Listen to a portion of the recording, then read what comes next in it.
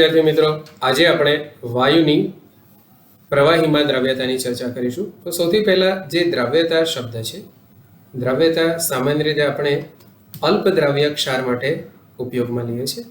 તો અલ્પ દ્રાવ્ય ક્ષારની વ્યાખ્યા શું હતી કે આપણે જે ક્ષાર લઈએ છીએ એનું આપણે સંતૃપ્ત દ્રાવણ બનાવીશું. તો એના સંતૃપ્ત દ્રાવણની મોલર સાંદ્રતા 0.01 મોલરથી પણ ઓછી હોય. બરાબર. હવે સંતૃપ્ત દ્રાવણ કોને કહેવાય એનો આપણને ખ્યાલ છે જ. તો જે દ્રાવણમાં દ્રાવ્ય અને દ્રાવકની નો ગુણોત્તર મહત્તમ મૂલ્યએ પહોંચે તો એને આપણે સંતૃપ્ત દ્રાવણ કહીએ છીએ. એટલે કે સંતૃપ્ત દ્રાવણમાં હવે વધુ માત્રામાં દ્રાવ્ય દ્રાવકના અણુઓ સાથે આંતર પ્રક્રિયા કરતો નથી અને ઘન સ્વરૂપે પાત્રના તળિયે એકઠો થાય છે. ઓકે, તો અલ્પ દ્રાવ્ય ક્ષાર ઘન પદાર્થ છે.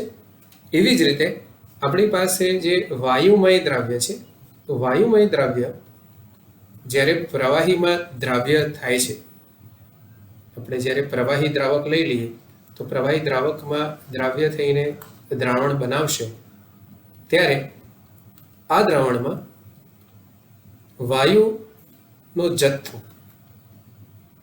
જો આપણે મોલના સંદર્ભમાં લઈએ તો આ વાયુનો જે જથ્થો છે એ મિલીમોલમાં હોય છે. એટલે કે 10⁻³ ગુણાંકમાં હોય છે. 10⁻³ મોલના ગુણાંકમાં હોય છે. તો આપણે એવું કહી શકીએ કે જેમ અલ્પદ્રાવ્ય ક્ષારની દ્રાવ્યતા ઘણી ઓછી હોય છે તેનું સંતૃપ્ત દ્રાવણ લઈએ તો પણ, તો તેવી જ રીતે જ્યારે આપણે વાયુને પ્રવાહીમાં ઓગાળીને દ્રાવણ બનાવશું તો તેના સંતૃપ્ત દ્રાવણમાં પણ વાયુમય દ્રાવ્યનો જથ્થો ખૂબ જ ઓછો હશે. તો એ જથ્થો કેટલો હશે એ દર્શાવતા આંકને આપણે દ્રાવ્યતા સહગુણાંક કહીએ છીએ. ઓકે, તો આપણે સૌથી પહેલા દ્રાવ્યતા સહગુણાંકની વ્યાખ્યા સમજી લઈએ. દ્રાવ્યતા સહગુણાંકની વ્યાખ્યા આપણે એવી આપી શકીએ કે આપેલ તાપમાન અને દબાણની પરિસ્થિતિમાં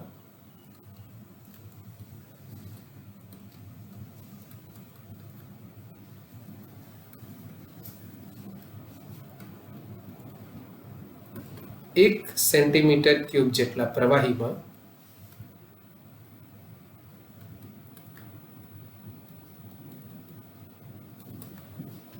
રહેલા વાયુમય દ્રાવ્યના જથ્થાને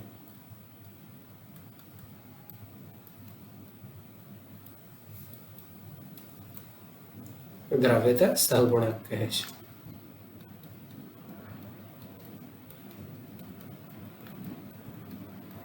જ્યારે આપણે દ્રાવ્યતા સહગુણાંકનું મૂલ્ય શોધશું અલગ અલગ વાયુઓ માટે તો તે જુદું જુદું મળે છે. સામાન્ય રીતે એવું જોવામાં આવ્યું છે કે helium, neon, argon, oxygen, hydrogen, nitrogen જેવા વાયુઓ માટે દ્રાવ્યતા સહગુણાંકનું મૂલ્ય ખૂબ નીચું હોય છે.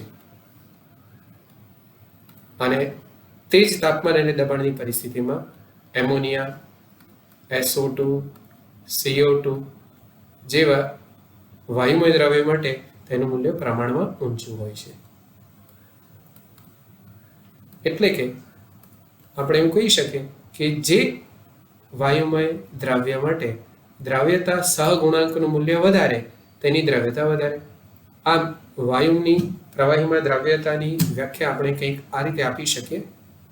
તાપમાન અને દબાણની પરિસ્થિતિમાં આપેલ પરિસ્થિતિમાં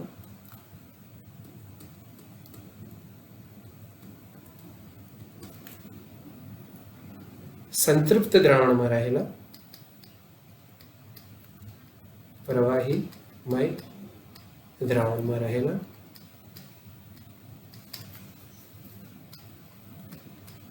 વાયુમય દ્રાવ્યના જથ્થાને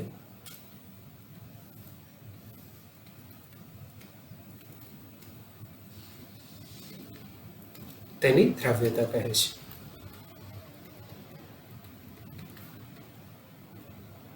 આમ આપણે એવું કહી શકીએ કે દ્રાવ્યતા પણ જથ્થો દર્શાવે છે.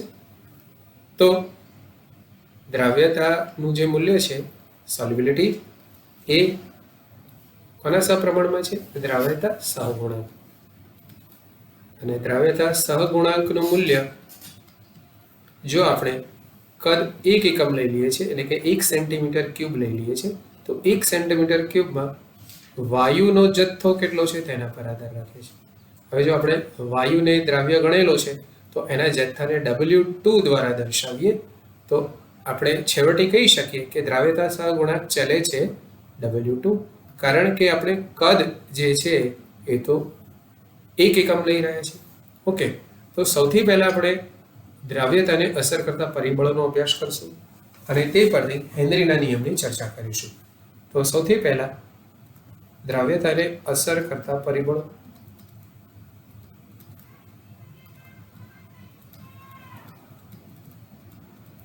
ઓકે, તો સૌથી પહેલું પરિબળ છે જેની આપણે ચર્ચા કરીશું એ છે વાયુમય દ્રાવ્ય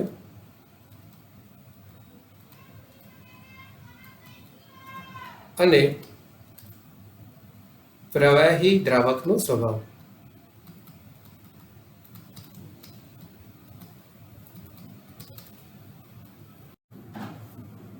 વાયુમય દ્રવ્ય અને પ્રવાહી દ્રાવકનો સ્વભાવ, જેમાં આપણે એવું કહી શકીએ કે જો વાયુનું ટીસી એટલે કે ક્રાંતિક તાપમાન એ ઓરડાના તાપમાનની નજીક હોય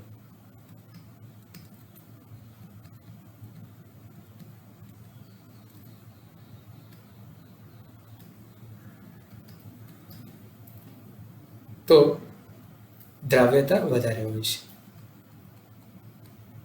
અને આથી ઉલટું જો વાયુનું ટીસી એ ઓરડાના તાપમાનથી દૂર હોય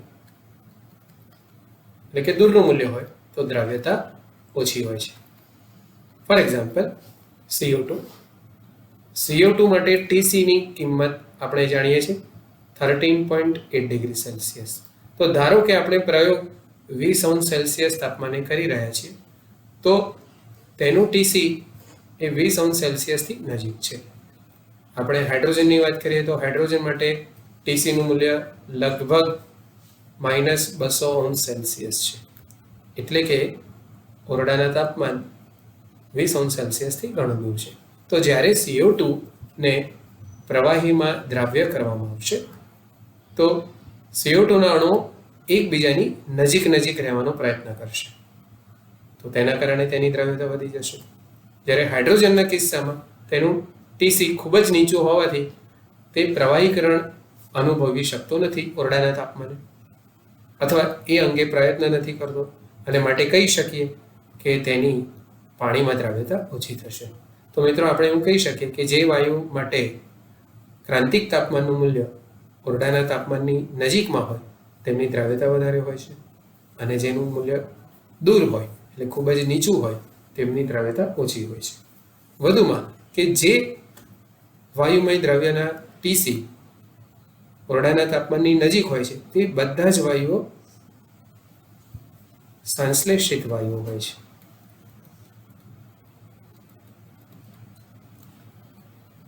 જેમ કે એમોનિયા, CO2, SO2. ઓકે, અને જેમના ક્રાંતિક તાપમાન ખૂબ જ નીચા હોય છે તે વાસ્તવિક વાયુ હોય છે, જેમ કે હાઇડ્રોજન, નાઇટ્રોજન, ઓક્સિજન. ઓકે, હવે દ્રાવકનો સ્વભાવ. તો જ્યારે વાયુને પ્રવાહી દ્રાવકમાં ઓગળવામાં આવે છે ત્યારે મળતા દ્રાવણમાં, એટલે કે વાયુના પ્રવાહીમાં દ્રાવણની વાત કરીએ તો વાયુના પ્રવાહીમય દ્રાવણમાં અગત્યનું પરિબળ છે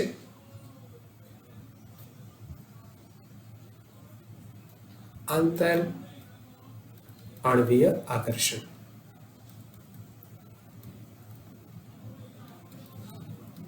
જે વાયુઓ પ્રવાહીમય દ્રાવક સાથે આંતર આણ્વીય આકર્ષણ અનુભવી શકે તો દ્રાવ્યતા વધારે હોય છે, અને આંતર આણ્વીય આકર્ષણ ન અનુભવી શકે તો દ્રાવ્યતા ઓછી હોય છે. દાખલા તરીકે CO2 જ્યારે આપેલા તાપમાને અને દબાણે પાણીમાં દ્રાવ્ય બને છે ત્યારે તે પ્રતિવર્તી રીતે H2CO3 એટલે કે કાર્બોનિક એસિડ બનાવે છે. તો આમ કહી શકીએ કે CO2 અને H2O રાસાયણિક રીતે એકબીજા સાથે આંતર પ્રક્રિયા કરે છે. પણ જ્યારે આપણે ઓક્સિજનને દ્રાવ્ય કરીએ છીએ અથવા ઓક્સિજન આપમેળે તેમાં દ્રાવ્ય થાય છે આપેલા તાપમાને અને દબાણે, તો માત્ર એ પ્રવાહી અવસ્થામાં જાય છે. ઓકે, તે પાણીના અણુ સાથે કોઈ આંતર પ્રક્રિયા કરતો નથી. આનો મતલબ કે જો વાયુમય દ્રાવ્ય પ્રવાહી દ્રાવક સાથે આંતર પ્રક્રિયા કરી શકે તો તે અન્ય સંયોજનમાં રૂપાંતરણ પામે છે અને જેથી તેની દ્રાવ્યતા વધે છે. એક અન્ય ઉદાહરણ લઈ લઈએ, NH3. NH3 આપણે જાણીએ છીએ કે તેને પ્રમાણમાં નીચા તાપમાન ધરાવતા પાણીમાં ઓગાળવામાં આવે તો એ વધુ માત્રામાં એમોનિયમ હાઇડ્રોક્સાઇડ બનાવે છે. તો આપણે ટૂંકમાં કહી શકીએ કે જો આપેલ દ્રાવ્ય પ્રવાહીમય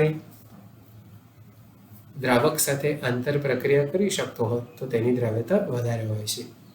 એવું જોવામાં આવ્યું છે કે હિલિયમ, નિયોન, આર્ગોન જેવા નાઇટ્રોજન જેવા વાયુઓ આપેલી પરિસ્થિતિમાં પાણીમાં અતિ અલ્પ દ્રાવ્ય હોય છે, પરંતુ કાર્બનિક દ્રાવકો જેમ કે હાઇડ્રોકાર્બન્સ, એસિટોન જેવા કાર્બનિક દ્રાવકોમાં વધારે દ્રાવ્ય હોય છે. તેનું મુખ્ય કારણ હિલિયમ, નિયોન, આર્ગન એક પરમાણુવીય અને બિનધ્રુવીય છે. નાઇટ્રોજન પણ બિનધ્રુવીય છે. તો બિનધ્રુવીય દ્રાવકમાં વધુ દ્રાવ્ય હોય છે અને ધ્રુવીય દ્રાવકમાં ઓછા દ્રાવ્ય હોય છે. એવી જ રીતે આપણે કહી શકીએ કે એમોનિયા ધ્રુવીય છે અને માટે તે પાણીમાં વધારે દ્રાવ્ય છે. એમોનિયા હાઇડ્રોકાર્બન, એસિટોન અને કાર્બનિક દ્રાવકમાં અલ્પ દ્રાવ્ય છે. તો મિત્રો, પહેલા પરિબળના અંતે આપણે 3 બાબતોનું નિષ્કર્ષણ કાઢી શકીએ. નંબર 1 કે જ્યારે વાયુમય દ્રાવ્યનું ક્રાંતિક તાપમાન ઓરડાના તાપમાનની નજીક હોય તો તેવા વાયુમય દ્રવ્યની પ્રવાહીમાં દ્રવ્યતા વધારે હોય છે. નંબર 2, જો આપેલ વાયુમય દ્રાવ્ય પ્રવાહીમય દ્રાવક સાથે રાસાયણિક રીતે જોડાઈ શકતો હોય અથવા આંતર આણ્વીય આકર્ષણ બળ દ્વારા આંતર પ્રક્રિયા કરી શકતો હોય તો તેની દ્રાવ્યતા વધારે હોય છે. અને નંબર 3, સામાન્ય રીતે એવું નોંધવામાં આવ્યું છે કે ધ્રુવીય પ્રકારના વાયુમય દ્રાવ્ય ધ્રુવીય દ્રાવકોમાં વધારે દ્રાવ્ય હોય છે, જ્યારે બિનધ્રુવીય દ્રાવ્ય જેમ કે He, Ne, Ar, N2 જેવા બિનધ્રુવીય વાયુમય દ્રાવ્ય હાઇડ્રોકાર્બન, એસિટોન જેવા કાર્બનિક દ્રાવકોમાં વધારે દ્રાવ્ય હોય છે. મિત્રો, નેક્સ્ટ જે છે એ છે તાપમાન. તો તાપમાન પણ અગત્યનું પરિબળ છે. તાપમાન વાયુમય દ્રાવ્યની દ્રાવ્યતાને કેવી રીતે અસર કરે છે તે આપણે લ શેટેલિયરના સિદ્ધાંતથી સમજીએ. તો જ્યારે વાયુ અને પ્રવાહી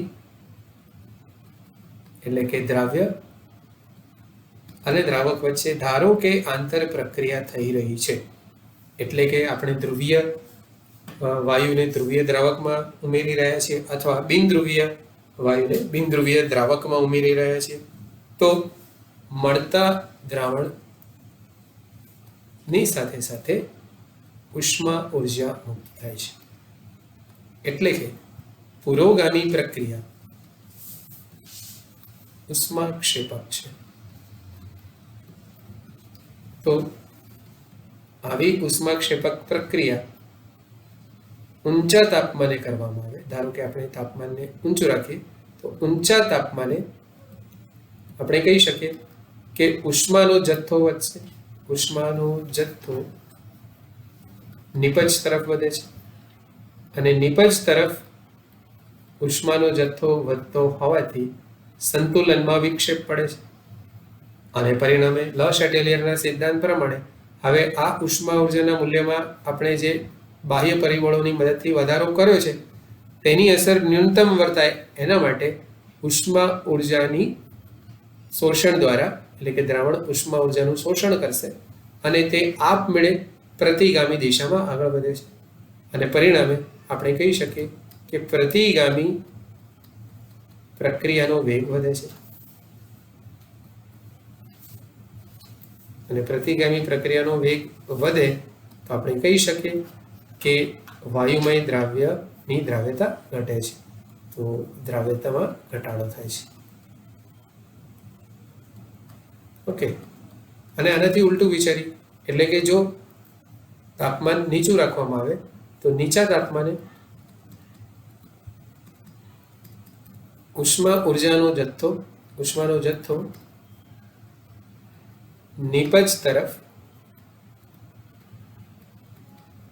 ઘટે છે. પ્રથમ કિસ્સામાં શું થયું હતું?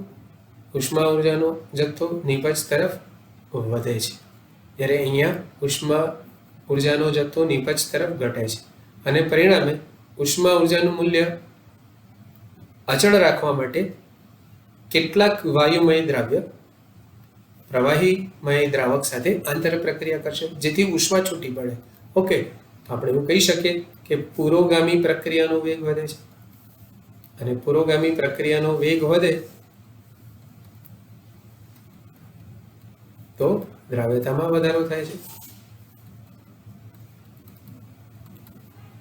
ટૂંકમાં, જો પ્રક્રિયા ઊંચા તાપમાને થાય, એટલે કે વાયુનું પ્રવાહીમય દ્રાવકમાં દ્રાવણ બનાવવાની પ્રક્રિયા જો આપણે ઊંચા તાપમાને કરીશું તો વાયુની દ્રાવ્યતા ઓછી હોય છે, પરંતુ જો આપણે તે જ ઘટના પ્રમાણમાં નીચા તાપમાને કરીશું તો દ્રાવ્યતામાં વધારો થાય છે. પણ મિત્રો, આમાં કેટલાક અપવાદ રહેલા છે. એક્સેપ્શનલી એવું જોવા મળ્યું છે કે હિલિયમ, નિયોન, આર્ગન જેવા દ્રાવકો તાપમાનના વધારા સાથે હાઇડ્રોકાર્બન, આલ્કોહોલ અને એસિટોન જેવા દ્રાવકમાં વધુ દ્રાવ્ય થાય છે. બરાબર, પરંતુ આ તો એક અપવાદ છે. ત્રીજું પરિબળ છે એ છે દબાણ. દબાણને સમજવા માટે આપણે એક નાનકડો એક્સપેરિમેન્ટ સમજી લઈએ. આપણી પાસે એક નળાકાર છે કે જેની ઉપરની દિવાલ જે છે એ સરકી શકે તેવી છે, એટલે કે પિસ્ટન લાઇક અરેન્જમેન્ટ છે, જે અહીંયા હું તમને બતાવી રહ્યો છું. હવે આપણે નિશ્ચિત જથ્થાનો પ્રવાહીમય દ્રાવક લઈ લઈએ છીએ. તો એની આ દિવાલ છે ઉપરની, લાઈક અ પિસ્ટન છે, જેને આપણે ઉપર કે નીચેની તરફ લઈ જઈ શકશું. એમાં આપણે કોઈ એકમ કદનો દ્રાવક લઈ લીધો. ધારો કે આપણે પાણી લઈ લીધું છે. પ્રયોગ દરમિયાન આપણે જે તાપમાન છે એ અચળ જાળવી રાખીશું. ધારો કે તાપમાન આપણે મેન્ટેન કરી રહ્યા છે 20°C. ઓકે, અને અહીંયાથી આપણે કોઈ નિશ્ચિત જથ્થાનો CO2 પસાર કરેલો છે. હવે આપણે જાણીએ છીએ કે CO2 છે એ H2O સાથે આંતર પ્રક્રિયા કરે છે. તો જે વાયુ અવસ્થામાં CO2 રહેલો છે એ સંતૃપ્ત દ્રાવણ બનશે ત્યારે પ્રતિવર્તી રીતે H2CO3 સાથે સંતુલનમાં હોય છે. હવે જો આપણે દબાણ વધારીએ,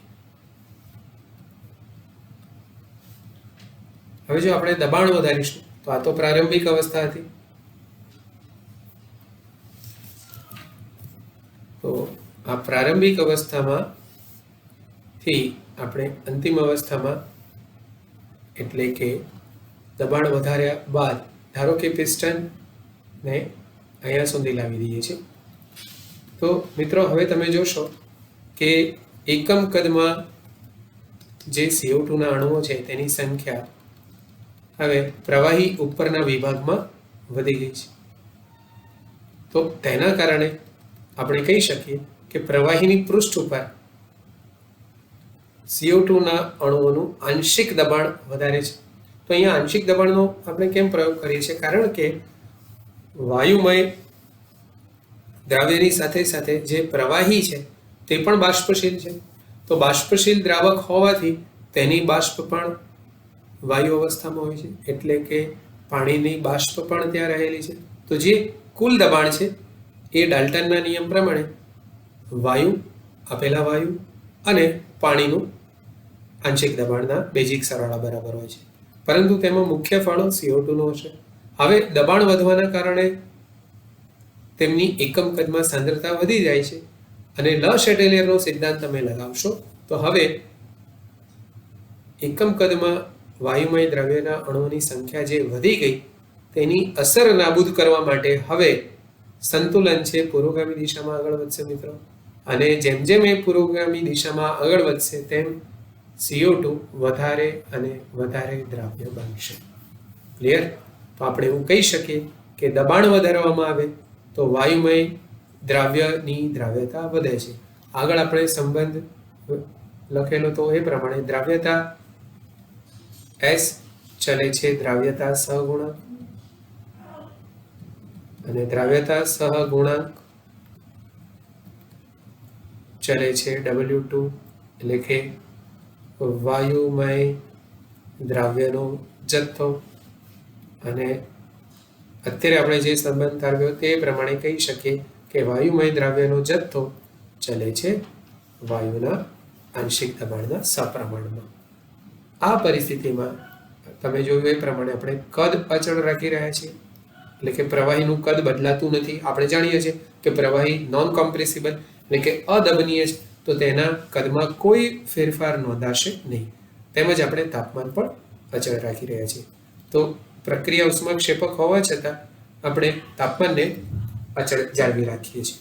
તો કહી શકાય કે વાયુમય દ્રાવ્યનો જથ્થો ચલે છે વાયુના આંશિક દબાણના સપ્રમાણમાં. તો આલેખની મદદથી જો આપણે એને રજૂ કરીએ તો કહી શકાય કે વાયુમય દ્રાવ્યનો જથ્થો વિરુદ્ધ દબાણનો જો આલેખ દોરવામાં આવે તો એ આપણને સીધી રેખા મળે છે. આ જે વાયુનું આંશિક દબાણ છે એ પ્રવાહીની પૃષ્ઠ ઉપર રહેલા વાયુના દબાણ પર આધાર રાખે છે. ફરીથી સમજવાનું છે, પ્રવાહીની અંદર નહીં. કારણ કે જ્યારે પ્રક્રિયકોના સાંદ્રતાના મૂલ્યમાં વધારો થશે તો જ પ્રક્રિયા પુરોગામી દિશામાં આગળ વધશે. અને પ્રવાહી જ્યારે વાયુમય દ્રવ્ય સાથે આંતર પ્રક્રિયા કરે છે ત્યારે તેનું દબાણ દર્શાવવું શક્ય નથી, કારણ કે તે પોતે પ્રવાહી અવસ્થામાં હોય છે. તો ખાસ એ નોંધવું જરૂરી છે કે પી વાયુ એટલે કે વાયુનું આંશિક દબાણ એ પ્રવાહીની મુક્ત પૃષ્ઠ ઉપર રહેલા શુષ્ક વાયુના અણુઓનું જે દબાણ છે તે છે. ઓકે, જો આપણે આલેખ જુદા જુદા વાયુમાં લઈ લઈએ, ધારો કે આ જે સીધી રેખા છે એ નાઇટ્રોજન વાયુ માટે છે, તો એવું નોંધવામાં આવ્યું છે કે અચળ તાપમાને અને અચળ કદના દ્રાવક માટે જો આપણે આ આલેખ હિલિયમ જેવા વાયુઓ માટે લઈશું તો એ આપણને નીચું મૂલ્ય મળે છે. તો આપણે કહી શકીએ કે જો આપણે H2O ને દ્રાવક તરીકે લઈ લઈએ તો H2O માં આપેલ તાપમાનની પરિસ્થિતિમાં નાઇટ્રોજન વાયુની દ્રવ્યતા હિલિયમ કરતાં વધારે છે. અને આપણે ઓક્સિજન માટે જો આ જ આલેખ રજૂ કરીએ તો ઓક્સિજન માટે આપણને આલેખ કંઈક આવો મળે છે. અને CO2 ના સંદર્ભમાં આલેખ દોરીએ તો CO2 માટે આલેખ કંઈક આ રીતે મળે છે. તો આપણે એવું કહી શકીએ કે આપેલી પરિસ્થિતિમાં CO2 ની દ્રવ્યતા અન્ય વાયુઓ કરતાં વધારે છે. ઓકે, હવે આપણે જે સંબંધ અત્યારે રજૂ કર્યો W2 ચલે છે આંશિક દબાણ, હકીકતમાં તે હેનરીનો નિયમ છે, પરંતુ તેને આપણે મૂળ અંશના સંદર્ભમાં સમજી લઈએ.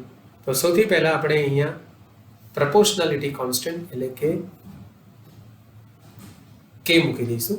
તો K ઇન્ટુ P વાયુ થઈ જશે. હવે આ જે K નું મૂલ્ય છે એ કોના ઉપર આધાર રાખે છે? તો K નું મૂલ્ય સૌથી પહેલા તાપમાન પર આધાર રાખે છે. નંબર 2 એ વાયુના સ્વભાવ પર આધાર રાખે છે.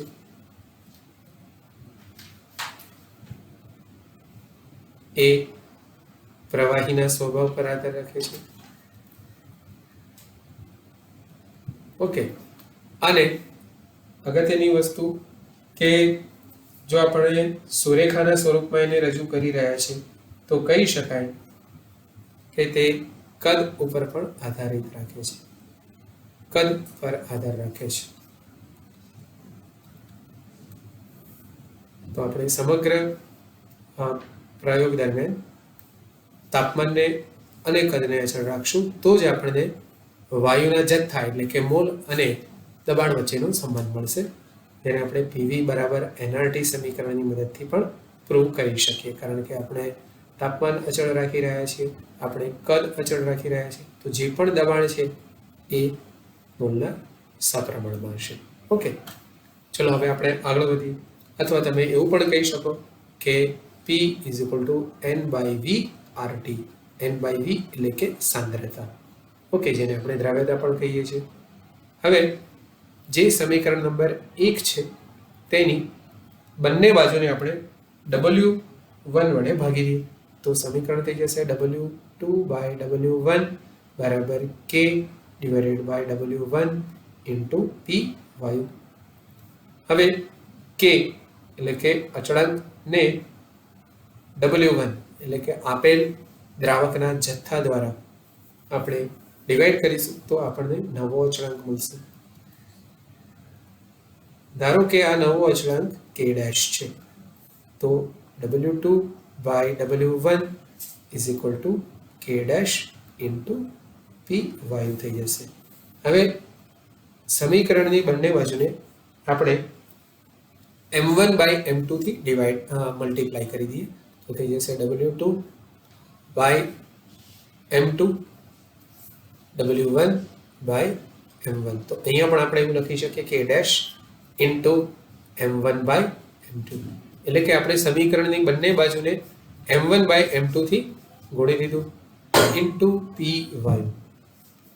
હવે આ મૂલ્ય પણ અચળ થશે કારણ કે સામાન્ય રીતે આપણે જ્ઞાત દ્રાવક લઈએ છીએ એટલે કે તેનું અણુસૂત્ર આપણને ખબર છે અને જ્ઞાત વાયુ લઈએ છીએ એટલે કે એનું પણ અણુસૂત્ર ખબર હોવાથી M1 અને M2 અચળ મૂલ્ય થઈ જશે. તો આ સમગ્ર પદને આપણે એક નવા અચળાંકથી રજૂ કરીએ તો એ નવો અચળાંક ધારો કે K" છે, તો આપણે અહીંયા W2/M2 ની જગ્યાએ N2 લખી શકીએ અને W1/M1 ની જગ્યાએ N1 લખી શકીએ. તો N2/N1 = K" × P વાયુ તેવું થશે. આને આપણે સમીકરણ નંબર 2 આપી દઈએ. હવે વાયુ માટે આપણે મોલ અંશને જો x2 કહી દઈએ તો x2 બરાબર થઈ જશે N2/N1 + N2. વાયુની પ્રવાહીમાં દ્રવ્યતા મિલીમોલમાં દર્શાવીએ છીએ તો આપણે કહી શકીએ કે N1 ના સાપેક્ષમાં N2 નું મૂલ્ય ઘણું નીચું છે અને માટે x2 બરાબર આપણે N2/N1 પણ લખી શકીએ. હવે 2 અને 3 મૂલ્ય પરથી આપણે એવું લખી શકીએ કે x2 = K" × P વાયુ અથવા આપણે એવું પણ લખી શકીએ કે P વાયુ = 1/K" × X વાયુ. કારણ કે તે દ્રાવ્ય છે તો આપણે 2 ની જગ્યાએ અત્યારે ટેમ્પરરી વાયુ લખી શકીએ તો કહી શકાય કે P વાયુ = KH × X વાયુમય દ્રવ્યના મોલાંશ. આને આપણે હેનરીના નિયમ તરીકે ઓળખીએ છીએ. તો હેનરીના નિયમને આપણે જો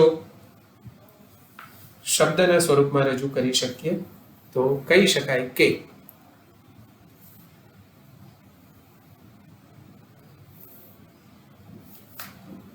આપેલ તાપમાને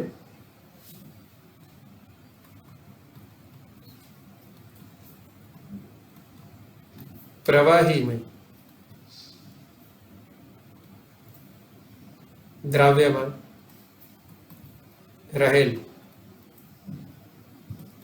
વાયુના મોલ અંશ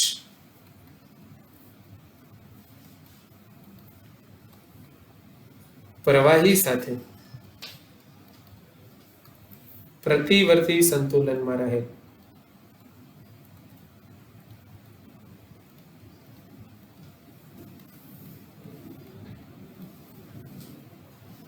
વાયુના આંશિક દબાણના સમપ્રમાણમાં હોય છે.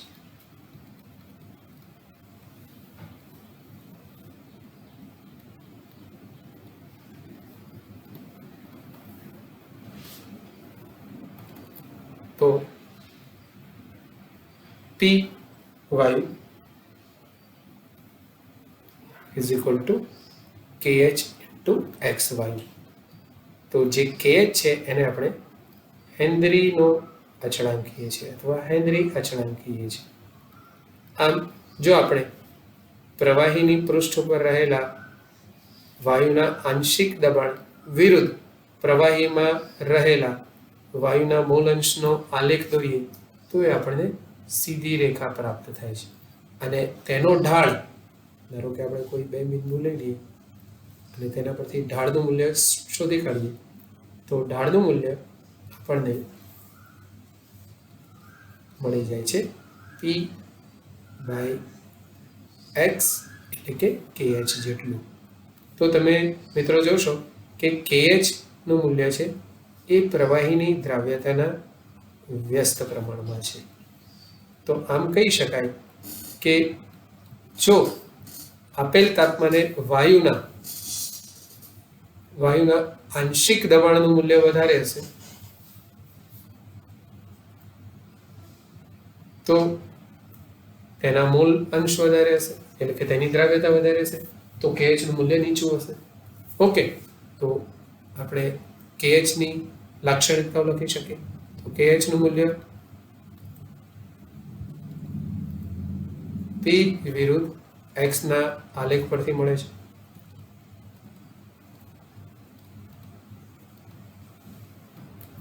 જેમ KH નું મૂલ્ય વધારે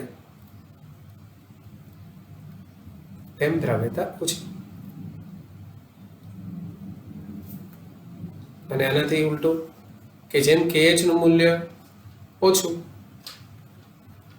તેમ દ્રાવ્યતા વધારે.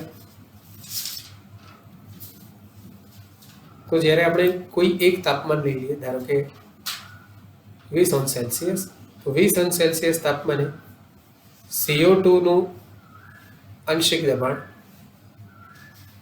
N2 વાયુ કરતાં વધારે મળશે. અને માટે આપણે એવું કહી શકીએ કે CO2 માટે હેનરી અચળાંકનું મૂલ્ય એ તે જ તાપમાને તે જ પ્રવાહીમય દ્રાવકમાં રહેલા નાઇટ્રોજનના હેનરી અચળાંકના મૂલ્ય કરતાં ઓછું હોય છે. ટૂંકમાં આપેલા કોઈ નિશ્ચિત તાપમાને જુદા જુદા વાયુઓ માટે KH ના મૂલ્ય જુદા જુદા હોય છે. હવે મિત્રો આપણે એક જ વાયુ લઈ લઈએ અને તાપમાનના મૂલ્યમાં ઘટાડો કરશું તો દ્રાવ્યતા વધે છે. ઓકે, તો આપણે કહી શકીએ કે જેમ તાપમાન ઘટે તેમ વાયુની દ્રાવ્યતા વધે.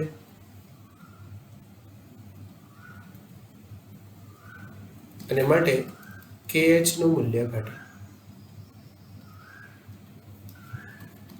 ટેક્સ્ટબુકની અંદર ટેબ્યુલર ફોર્મમાં વેલ્યુઝ આપેલા છે જેમાં તમે એક જ વાયુના જુદા જુદા તાપમાને KH ના મૂલ્ય જોઈ શકશો. તો તેના પરથી તમને કન્ક્લુઝન મળશે કે જેમ જેમ આપણે તાપમાનમાં વધારો કરીએ છીએ તેમ KH નું મૂલ્ય વધે છે, પરંતુ સામે તેની દ્રાવ્યતા ઘટતી જાય છે. અને જુદા જુદા વાયુઓ લઈશું એક જ તાપમાને તો તેમના KH નું મૂલ્ય જુદા જુદા હોય છે. તો જે વાયુ માટે KH નું મૂલ્ય આપેલા તાપમાને વધારે હોય છે તેની દ્રાવ્યતા ઓછી જોવા મળે છે. ઓકે, હવે જે આપણે સમીકરણ લખ્યું કે P is equal to KH into X2 એનું આપણે જુદા જુદા સ્વરૂપે નિરૂપણ કરી લઈએ તો આ સમીકરણને આપણે P is equal to KH into N2/N1 તરીકે પણ લખી શકીએ, કારણ કે N1 ની સાપેક્ષમાં N2 નું મૂલ્ય ખૂબ જ નીચું છે. હવે આ સમીકરણની અંદર આપણે થોડાક ફેરફાર કરીશું. આપણે જાણીએ છીએ કે N2/N1 બરાબર મોલાલિટી ઇન્ટુ M1/1000, જ્યાં M છે એ મોલાલિટી છે અને M1 છે એ દ્રાવકનો અણુભાર છે. સામાન્ય રીતે મિત્રો આપણે પ્રવાહીમય દ્રાવક લેવાના છીએ અને માટે દ્રાવકનો અણુભાર જો આપણે 18 તરીકે લઈ લઈએ, એટલે કે પાણીના અણુભાર જેટલો લઈ લઈએ, તો આ સમીકરણને આપણે મોડિફાઈ કર્યું તો એ થઈ જશે m ઇન્ટુ 0.018. તો આપણે એવું કહી શકીએ કે P is equal to KH into m into 0.018. તો જ્યારે આપણને કોઈ દાખલામાં આંશિક દબાણ અને હેનરી અચળાંકના મૂલ્ય પરથી વાયુમય દ્રાવણની મોલાલિટીનું મૂલ્ય પૂછેલું હોય તો આપણે સીધા આ સમીકરણની મદદથી શોધી શકીએ. તો આને આપણે ઉપયોગી સમીકરણ A, આને આપણે કહીશું ઉપયોગી સમીકરણ B. હવે આ પદની અંદર આપણે કિંમતો મૂકી દઈએ તો થઈ જશે P is equal to KH into W2 divided by M2 W1 divided by M1. હવે ફરીથી આપણે M1 સામાન્ય રીતે 18 લઈ શકીએ જો આપણને દ્રાવક તરીકે પાણી આપશે. ઓકે, તો હવે અહીંયા W1 ની જગ્યાએ આપણે V પણ લખી શકીએ છીએ, અથવા V1 પણ લઈ શકીએ છીએ, અથવા W પણ લઈ શકીએ છીએ. એનું મૂળ કારણ છે કે વાયુમય દ્રાવ્ય જે છે તેની સાંદ્રતા ખૂબ જ નીચી હોવાથી તેની સાથે સંકળાયેલો જથ્થો ખૂબ જ ઓછો હોય છે અને પરિણામે W ની જગ્યાએ W1 લખી શકીએ છીએ અને W1 ની જગ્યાએ W લઈ શકીએ છીએ. અને ખૂબ જ ઓછી માત્રામાં દ્રાવ્ય ઓગળતો હોવાથી દ્રાવણની ઘનતામાં કોઈ ફેરફાર પડતો નથી અને પરિણામે W ની જગ્યાએ આપણે V પણ લખી શકીએ છીએ. તો મિત્રો આ જે સમીકરણો A, B અને C છે તેની મદદથી આપણે MCQ બેઝડ ન્યુમેરિકલ જે છે એ સોલ્વ કરી શકીશું. ઓકે, હવે આપણે આગળ વધીએ. એક ઉદાહરણ લઈએ. ધારો કે આપણને 20°C તાપમાને ઓક્સિજન વાયુ આપેલું છે અને ઓક્સિજન વાયુને આપેલા જથ્થાના H2O માં દ્રાવ્ય કરેલું છે. ધારો કે તે 1 લીટર છે અને દ્રાવ્ય કરવાથી જે O2 નું આંશિક દબાણ પ્રાપ્ત થાય છે એ છે 4.34 ઇન્ટુ 10⁴. ઓકે, સોરી, એનું આંશિક દબાણ આપણને મળે છે, આંશિક દબાણ આપણને મળી રહ્યું છે 0.4. તો આંશિક દબાણ છે 0.4 વાતાવરણ અને તેના હેનરી અચળાંકનું મૂલ્ય આપેલું છે. હેનરી અચળાંક જે છે તેનું મૂલ્ય 4.34 ગુણ્યા 10⁴ વાતાવરણ છે. આપણે ઓક્સિજનના કેટલા મિલીમોલ દ્રાવ્ય થાય છે તે શોધવાનું છે. તો સૂત્ર જોયું તે પ્રમાણે આપણે લખી શકીએ કે P is equal to KH into X2. હવે X2 ની જગ્યાએ આપણે લખી શકીએ W2 divided by W1, W2 divided by M2, W1 divided by M1. Okay, આપણને મોલ શોધવાના કીધા છે તો આપણે P બરાબર KH N2 into M1 by W1 પણ લખી શકીએ. H2O નું કદ આપણને 1 લીટર આપેલું છે તો W1 ની જગ્યાએ આપણે V લખી શકીશું. તો આપણે લઈ લઈએ તેને 1000 ml. M1 જે અણુભાર છે 18, બાકીના મૂલ્ય આપેલા છે તો N2 થઈ જશે P into W1 divided by KH into M1. તો P 0.4 આપેલું છે અને આપણે 1000 લીધેલું છે. KH છે 4.34 ગુણ્યા 10⁻⁴ અને અણુભાર છે 18. તો 10 ને પહેલા સેટ કરીએ તો 10⁻⁴ આવશે. બાકીના પદોનું આપણે જ્યારે સિમ્પ્લિફિકેશન કરીશું તો તે આપણને મળે છે 5.11. તો 5.11 આ જે જવાબ આવે છે તે મોલના સંદર્ભમાં છે. હવે જો આપણને મિલીમોલમાં જવાબ પૂછેલ હોય તો તેને આપણે 10³ વડે ગુણી લઈએ. તો 10³ જવાબ થઈ જશે મિલીમોલમાં, એટલે કે 0.511 મિલીમોલ જેટલો જથ્થો ઓગળેલો હશે. બરાબર. ધારો કે આપણને બીજો એક પ્રોબ્લેમ લઈ લઈએ, ન્યુમેરિકલ બેસ્ડ. નાઇટ્રોજન વાયુ આપેલો છે. તાપમાન ફરીથી આપણે 293 કેલ્વિન લઈ લઈએ.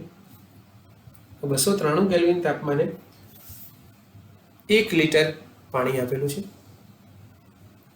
1 લિટર પાણીની અંદર જ્યારે આપણે નાઇટ્રોજનને દ્રાવ્ય કરીએ છીએ તો તેનું આંશિક દબાણ આપણને 0.987 બાર મળે છે. ઓકે. અને હેનરી અચળાંક આપેલ છે, એ છે 76.48 કિલો બાર. તો મિત્રો ખાસ એકમમાં ધ્યાન રાખવાનું છે. કિલો બારમાં આપેલું છે તો માટે આપણે એને 10³ વડે ગુણી લઈશું. તો એ બારમાં થઈ જશે, એટલે કે 7.648 ગુણ્યા 10⁴ બાર. ફરીથી આપણને મિલીમોલ શોધવાના કીધા છે, તો ફરીથી આપણે સૂત્રનો ઉપયોગ કરીએ કે N2 બરાબર P into W1 divided by KH into M1. તો આંશિક દબાણ આપ્યું છે 0.987. W1 ફરીથી આપણે 1000 ગ્રામ લઈ લઈએ.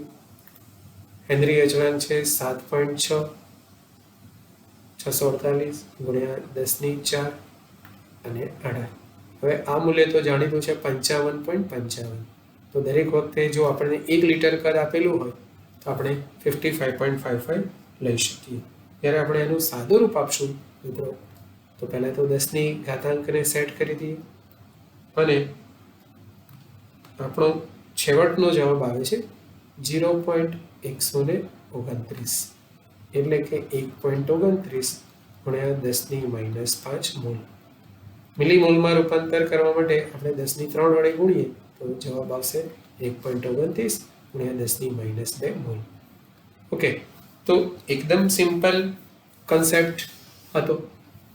નો ડાઉટ એ આ નવો કોન્સેપ્ટ હતો, પણ એકદમ સિમ્પલ હતો. તો તમે પણ આના આધારિત દાખલાની પ્રેક્ટિસ કરી શકશો. નેક્સ્ટ લેક્ચરમાં આપણે રાઉટનો નિયમ અને બાષ્પ દબાણની ચર્ચા કરીશું. Okay. Good bye and take care.